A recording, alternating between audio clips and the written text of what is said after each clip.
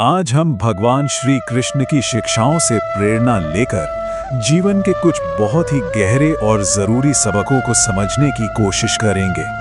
ये एक ऐसा विश्लेषण है जो हमें आत्म मूल्य और आत्मनिर्भरता का वो रास्ता दिखाएगा जो आज के दौर में शायद सबसे ज्यादा जरूरी है। तो चलिए इस सफर की शुरुआत करते हैं। शुरुआत करते हैं एक बहुत ही दमदार और शायद थोड़ी कड़वी लगने वाली सच्चाई से। ये बात हमें याद दिलाती है कि आत्मसम्मान और अपनी सीमाएं तय करना कितना जरूरी है, क्योंकि जब हम खुद अपनी कदर करना भूल जाते हैं तो दुनिया अक्सर हमारी अच्छाई का फायदा उठाने में देर नहीं लगाती। आज हम 4 खास हिस्सों में बात करेंगे। सबसे पहले रिश्तों की सच्चाई को समझेंगे, फिर जानेंगे कि आत्मनिर्भरता का असली रास्ता क्या है। उसके बाद असफलता और मेहनत के बीच के रिश्ते को देखेंगे और आखिर में सबसे जरूरी खुद की कीमत पहचानने पर बात करेंगे। तो चलिए पहले हिस्से से शुरू करते हैं, रिश्तों की कड़वी सच्चाई। यहाँ हम ये समझने की कोशिश करेंगे कि इंसानी रिश्ते असल में कितने नाजुक होते हैं और ये दुनिया हमें किस नज़र से देखती है, जो अक्सर हमारी सोच से बहुत अलग होता है। देखिए, ये बातें असल में इमोशनल मैच्योरिटी की तरफ इशारा करती हैं। श्री कृष्ण की शिक्षाओं के हिसाब से कुछ लोग जिंदगी से ऐसे चले जाते हैं जैसे कभी थे ही नहीं, और जो आपकी भावनाओं की, आपके जज्बे की कद्र ही न करे, उसके पीछे अपनी ऊर्जा बर्बाद करना बेवकूफ़ी ही तो है। और जब कोई दिल से उतर ही गया तो फिर उससे शिकायत करने का क्या मतलब। ये मान लेना कि हर कोई हमेशा साथ नहीं रहेगा हमें अंदर से एक शांति देता है। और ये है दुनिया का वो दोहरा चेहरा जिसे समझना बहुत जरूरी है। जब तक हमारी सांसें चल रही हैं, जब तक हम किसी के काम आ रहे हैं, दुनिया हमें याद रखती है।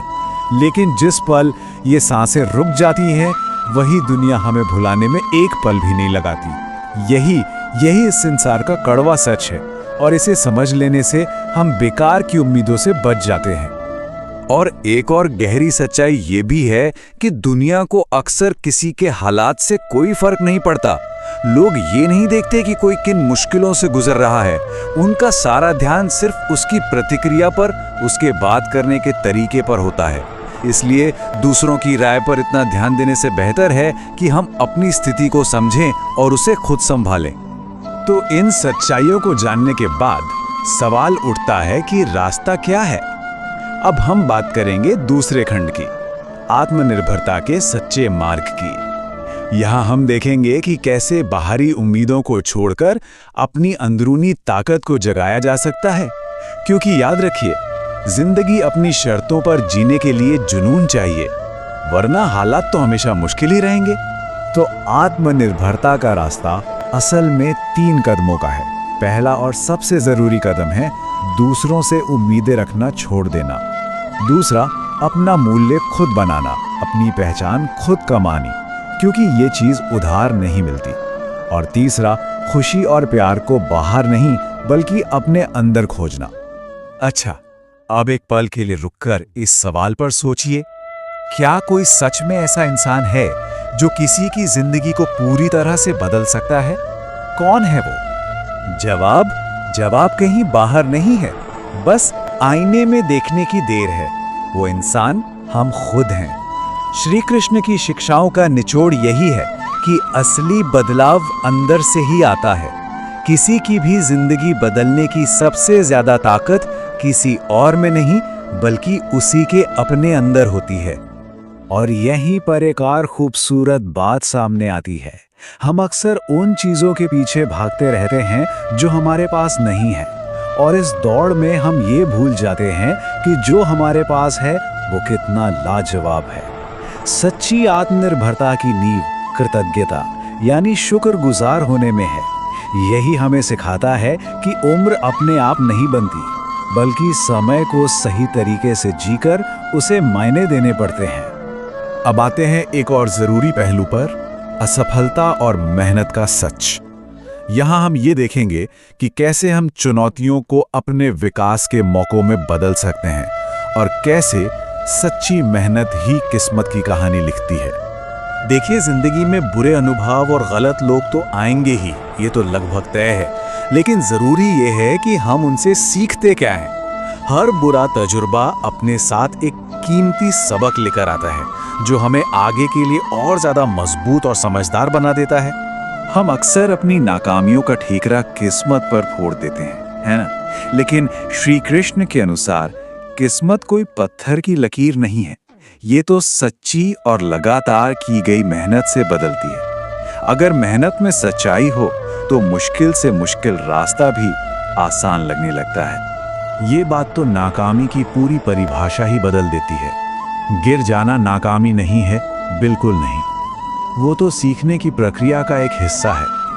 असली नाकामी तो तब होती है जब कोई गिरकर वहीं पड़े रहने का फैसला कर ले और दोबारा उठने से ही इनकार कर दे।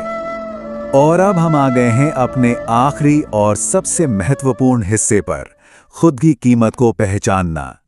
या हम ये सीखेंगे कि कैसे अपनी कमियों को मानकर उन्हें ही अपनी सबसे बड़ी ताकत में बदला जा सकता है। तो बात निकलकर ये आती है कि जिंदगी का असली मतलब सफलता या विफलता में नहीं है, बल्कि हर बार गिरकर फिर से उठ खड़े होने की हिम्मत में है।